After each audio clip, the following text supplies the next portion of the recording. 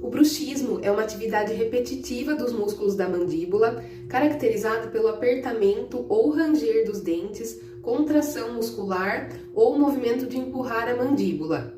Algumas alterações podem ocorrer em decorrência do bruxismo, como a hipertrofia muscular, que é o aumento do volume do músculo masseter, presença de sensibilidade nos dentes, desgastes dentários, alterações na parte interna da bochecha, como marcas, na região da língua também, indicando a presença do apertamento. Além disso, sintomas comuns são a dor, cansaço, rigidez e fadiga nos músculos mastigatórios.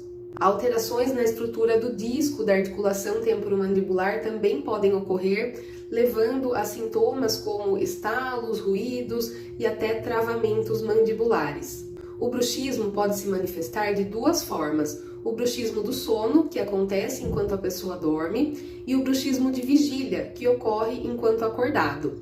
No bruxismo do sono, normalmente a pessoa acorda com a sensação de dor, cansaço, rigidez.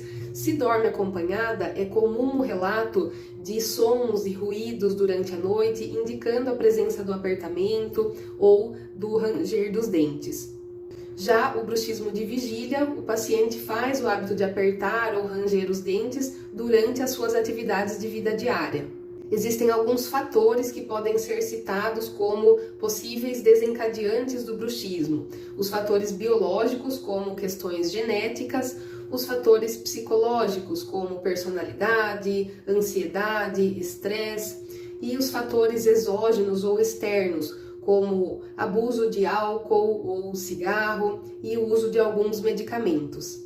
Existem algumas estratégias que podemos usar para auxiliar no controle desses sintomas. Alguns exemplos são o uso de lembretes para lembrar de relaxar essa musculatura e diminuir esse apertamento. Por exemplo, deixar post-its ou adesivos em locais próximos ao seu acesso durante o dia, ou colocar alarmes no celular algumas vezes ao dia com a mensagem desencoste. Toda vez que você receber esse aviso ou olhar para esses lembretes, você lembra de relaxar a mandíbula e desencostar os dentes.